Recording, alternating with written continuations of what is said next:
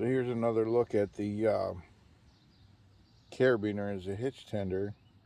Here I have a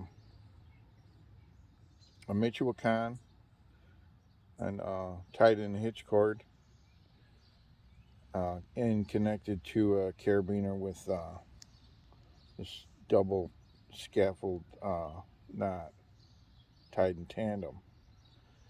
And I have this distance here such that when I go to tend this hitch, I pull up, get this closer, and I pull up, it puts the hitch right there and it slides right up, just like that,